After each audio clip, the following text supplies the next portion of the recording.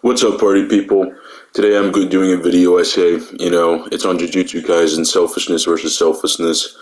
Manga spoilers throughout the whole fucking series, boys. If you haven't read the manga, if you're not caught up, click off the video, go read it, okay? Go read that shit. Alright, on Viz.com. Now to get to the video. What is the route to power? How do you become strong? How do you become the strongest you can be? Is being selfless the way to go? Or disregarding everyone else and living only for yourself, holding no ideals? Jujutsu Kaisen tackles this conundrum through, I would say, mainly four characters. For the selflessness side, I would say Yuta and Yuji. For complete selfishness, I would say Sukuna and Mahito. And I'm going to try my best to break down each side and consider which is the most powerful ideology. Manga spoilers. So, this is final fucking warning, boys, okay? If you haven't fucking read it, get the fuck out, alright? Alright, first up for the selflessness side, we got our boy Yuta, a go-to. Yuta is said to be the second strongest modern day sorcerer next to Satoru motherfucking Gojo. He's pretty much the complete embodiment of selflessness. He doesn't really fight for himself, nor does he really like to. He fights for those around him, with those that he loves. He fights for Maki, he fights for Inumaki, he fights for Panda, he fights for Rika, he fights for, all of those people, He doesn't really fight for himself. He fights to save people, and through that, he proves himself as the second strongest. Chapter 176, Yuta asks Uro why she seeks out fights, even though she's already strong. Yuta asks, even if you have these regrets from years and years ago, why spend your time killing people? Yuta then asks if she has any lover or friends. Yuta doesn't necessarily understand how people can be so selfish and kill just for themselves and not to protect and service those they may love. He says, how can you be so selfish for your own sake? You're just literally genuinely curious as to how someone can find pleasure and strength in disregarding other people. In chapter 178, Yuta states it more clearly saying, but living only for yourself will get you so far. Yuta, in a way, wants to understand where Uro is coming from, maybe to further his own strength, or just connect with someone and understand them, since he didn't really have that growing up, and you can connect with them instead of just beating the shit out of them. He wants to know what the point of fighting is, if not to protect those dear to you or to protect those weaker who can't protect themselves. But Uro does provide a good rebuttal, especially in the case of Yuta's strength, where she states, the only ones who say that are people who have already achieved something. And as you know, Yuta is already a descendant of Michizane Sugawara, one of the 3 vengeful spirits of Japan. So he was already predestined to be a complete badass, Being a descendant of one of the 3 vengeful fucking spirits of Japan, it's pretty badass, dude. So him cursing Rika with love, which Gojo says is the strongest curse, because, he loves Geto. I don't give a fuck. He was pretty much destined to be one of the strongest Jujutsu sorcerers. Yeah, he worked for it and achieved the status of special grade through his own merit within, 4 months. It was almost guaranteed, if he put the required amount of effort, in my opinion, that he would be one of the strongest, if not the strongest. That's why he's second Satoru Gojo. If Gojo wasn't in the fucking store, he'd be the strongest, straight up.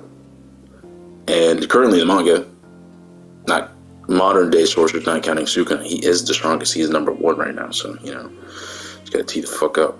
Yuta furthered his own strength by caring about his classmates and innocence after his battle with Uro and Ryu in chapter 181. Yuta and Ryu talk about Yuta's potential and his strength ceiling. Ryu states, you're reaching your limit, I've seen it. Surpasses the horizons of sorcerers, for spirits, and strong fighters. His overwhelming aggression that disregards all else like a calamity. He talks more with Ryu and says to him that he's blessed. He believes he's blessed with those whom he cares about. And that... The fuck did I write, dude? Dude, this is what I wrote. Yuta believes he's blessed with those whom he cares about and that he cares about. The fuck are you... That's the fucking consequences of fucking... Oh my god, dude. Terrible. Anyways, he finds joy in living for other fucking people, right? Next up is Yuji at the motherfucking door. Alright?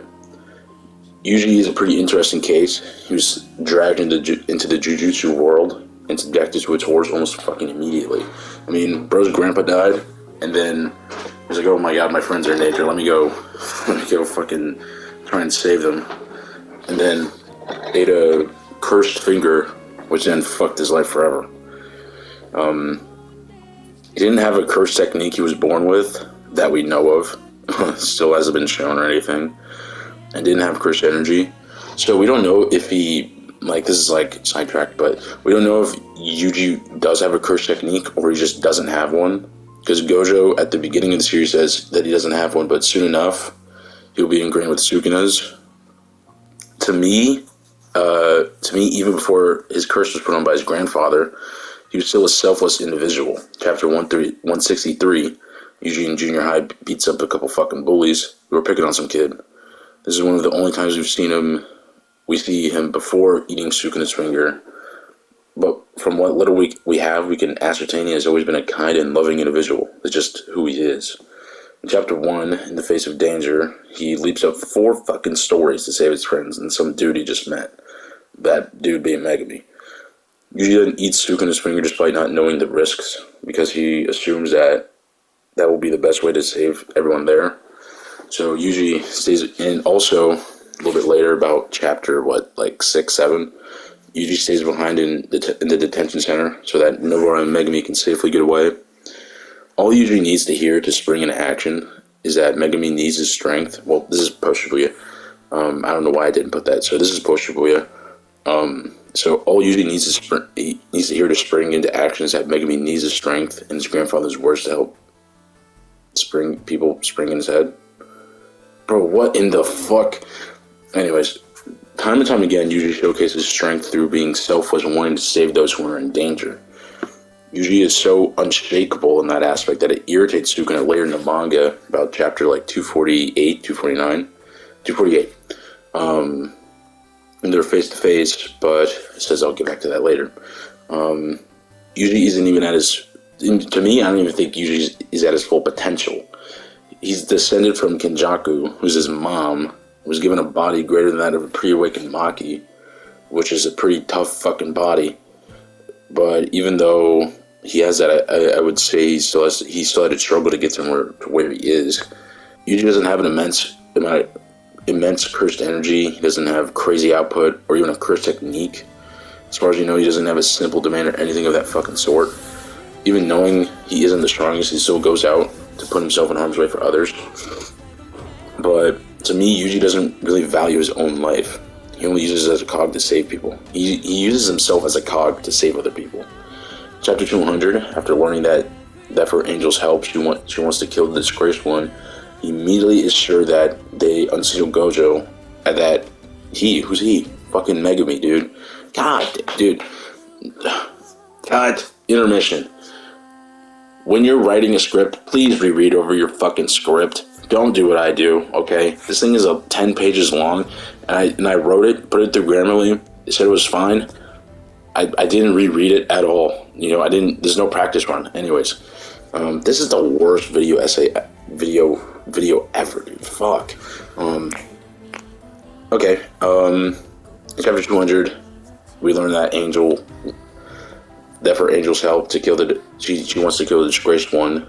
So Megumi is sure that after they unseal Gojo, Yuji will literally just fucking off himself. He's like, oh great, we got it done. After Shibuya, Yuji has no regard for himself. He just wants to help Megumi and get rid of Sukuna. That's about it. He feels he can't be a person who saves people if he has a soul inside of him that murdered thousands of people. Yuji is thankful for being given a second chance by Gojo and Megumi and a purpose in this life, but he's perfectly okay with letting it go if it means people will be saved. Selflessness. First up, we got Mahito. Mahito is one of the disaster curses, was only in the story for a short amount of time. It's literally never talked about post-Shibuya. I've reread Jujutsu Kaisen 3-4 times maybe, especially as a whole 2 times, but specifically I've reread the Culling Games arc post-Shibuya and Shibuya 5-6 times. He literally is not mentioned at all post-Shibuya. Please correct me if I'm wrong, but he's not mentioned at all. Despite having such a fucking impact on Yuji, he's never brought up ever again. Anyways. Well, actually, I think he's mentioned in chapter 250. I'll have to wait till the official translations come out, but I think he's talked about in chapter 250. Mahito is introduced to basically directly parallel Yuji. He only lives for himself, and like he kind of does work with Kenjaku and follows his orders, but when he fights for himself and whatever desire he wants he goes for. Mahito wants to kill Yuji, he will strive to do so. He believes himself to be a true curse. He's a curse of humanity, and they mirror humanity's ugliness and selfishness. Yuji represents the good humanity, the good that we can do as people, and Mahito represents... Yeah, I fucking just said that. Chapter 126, Mahito states, "You are me, Yuji Itadori. I kill without a second thought, just like I save you without a second thought.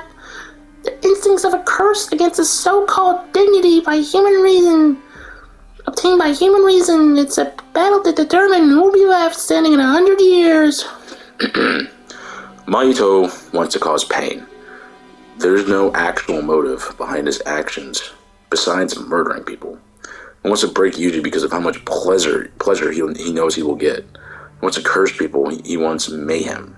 He will burn down everything to get what he wants with no regard to others. Orewa Omaida. Sukuna. Yes. My third final paragraph of, yep, I have used this in the Heian era. Sukuna is the strongest sorcerer in history. Possibly of all time. Yeah, that means the same thing, dumb it. Pretty much the strongest sorcerer in history, considering he beat Gojo, but he only did that because he had Maharaga. I'll be real. Without Maharaga, I highly doubt Sukuna beats Gojo. Like... highly doubt it. I highly doubt Sukuna beats Gojo without Maharaga. Anyways, that's besides the fucking point. The strongest sorcerer in history lived through his own selfish means. He didn't love or care for a single person, and he maybe only cared for Uraume, but only kept them around because they could fucking cook. That's about it. So we have no clue if they actually care for them. He's the calamity that Ryu was talking about. He's the king of fucking curses, boys. He lives by simple ideology, and he reiterates this multiple times to various people. And I believe this ideology to be, you should have burned everything you desire to a cinder without thinking, to reach the heights of Satoru Gojo, and not worry about the future identity. But you simply lack the hunger to take hold of your desires. Chapter 116. Sukuna isn't really concerned with anything other than increasing his already immense fucking strength. He wants to fight as many people as he can. He preaches to the people to disregard all else and to take what they want. Sukuna preaches that this is the true way to strength. Sukuna lives for himself and only himself, and that proves Sukuna to be the true king of curses. He is the king of curses. There's a reason why he's called the king of curses, you know? And I would say that's what Mahito wanted to be. He wanted to be just like Sukuna, pretty much. You know, just burn everything to the ground. Anything you want, you take. You eat when you want to eat. You kill when you want to kill. You know what I mean? And, you know, and that's how you become strong, you know?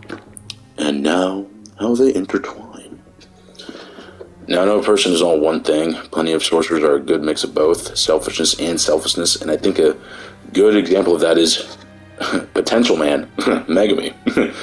Potential Man has a good heart and wants to save people, but doesn't find his strength through that. Yeah, Megami, Potential Man doesn't really find... he has a good heart, but he wants to save people, but he doesn't really draw his complete strength from that. Only when he remembers Gojo telling himself to be selfish, and he envisions himself as a stronger version of himself, and he considers it freeing himself. He's like, I'll do it freely. He leaves away any sparks that fly in his way. He wants to save his sister and unseal Gojo, so he will use anyone and anything to get that. Megami indulges in battle, and 2 times, I said, and at times, you know, only 2 times, he's seen smiling manically like a fucking nerd, like a crazy person. specifically fighting the Fingerer and Reggie. After beating Reggie, he goes to kill the hair girl. I have no clue what her fucking name is. Fucking long hair girl. She got kidnapped by the military. Oh god, my eyeball. But he stops after hearing Sumiki's voice, and that's pretty messed up, dude. He will just kill anyone who stands in his way or just, set him on the wrong path to his goal. Goddamn, I'm top 10 scriptwriters of all time. Overall, I think Megumi is a great character to showcase this crossroad between selfishness and selflessness. As I think in some aspects you have to be selfish in your life to get stronger, but use that strength to help others gather their own strength, increase your own, and just help those in need. Now, with me saying that, I'm not recommending that you go through your selfish strength gathering phase and cast away those around you and use them for your own gain. But don't hold yourself responsible for helping people get stronger if you yourself aren't strong. Make sure you're set before you help others. You gotta fill your cup before whatever the fucking Bible said. This Clash of Titans here of ideology is a monumental one indeed. One definitely to write home about, and we are seeing that very battle play out now. Sukuna versus Yuji and Yuta. Selfishness versus selflessness. Love versus fake love. True love. And to be honest, it's looking pretty fucking good for our lads, Yuji and Yuta. Sukuna gets his panties in a bunch since he acknowledges that Yuji can stand against him through ideals alone. Yuji is so committed to saving Megumi and saving everyone from Sukuna that he can go toe-to-toe with the King of Curses and not back down, and his will will just never break. Yuta will always have that dog in him, especially since he gained strength from saving those that need saving. Yuta just has that fucking dog in him. What do you think? What do I think, you ask? Now you may be asking yourself, what do I think about this, Mr. YouTube boy? Well, I'm so glad you asked. Now come sit on the Easter Bunny's lap and I'll tell you what I think. I think that you should mix both, but prioritize being selfless. It changes from person to person. Some are going to be more giving than others, but I believe you must be able to give and help and to find strength through others. And it's just how I feel living as a human works. Go through your journey of living more selfishly instead of being weak and under-equipped to help those yet still trying to help. Like, if you gotta help yourself before you can help others, pretty much what I'm trying to say. Like, if you're always trying to help other people, but you're not confident in yourself and you can barely deal with your own problems, stop trying to help other people, dude. Help yourself first. If you can navigate your own problems, and I'm not saying you should be 100%, like independent, like self-sustaining. It's okay to rely on other people, but you should be able to navigate through a good amount of issues by yourself, and healthily deal with your problems by yourself and not have to just cling onto other people all the fucking time. That's why I've cultivated a good group of friends. We can talk to each other all the time. Whatnot. If they need help with something, we can help. But we deal with a lot of our problems, It's great. It's why my friend, I've cultivated the perfect group of people. Anyway, anyways, you need to discover what you want to. Okay, living more selfishly helps you understand what you want out of yourself and to give yourself some confidence about yourself. You gotta be like, I am the strongest. I am that dude. Nah, I would win. You know what I mean? You need to discover what you want to live for, and I think a good way to do that is to be a little bit selfish. You get strength from that, and you use that strength to help others, and from helping them, you get stronger and more capable. Leave it all behind so they can bear witness to your overwhelming intensity. Cast away all that self-doubt and believe in yourself so you can foster comrades to stand with. Stand proud. You are strong. That's all I really got for this video. No, I'm pretty glad this is my first Jujutsu Kaisen video. I've been itching to talk about Jujutsu Kaisen, but there isn't a whole lot to talk about, in my opinion, in terms of themes and messaging. There would be more if Gege just slowed the fuck down and gave us some simple character moments, but it was fun writing this. I haven't made a video essay in forever, so nice to dip the little piggies back into this realm again. Yeah, I do wish Gege would slow down so we could get more character moments. One prime example is after Gojo got unsealed. After he got unsealed, I wanted like a 10, 12 chapter arc of them interacting and developing a plan to deal with Sukuna and Kenjaku, but they just didn't. And yeah, it's just so fucking stupid. But yeah, make sure to subscribe, eat your vegetables, and get a good night's rest. And this truly was our Jujutsu Kaisen selfishness versus selflessness. Fuck. This truly was our Jujutsu Kaisen selflessness versus selfishness.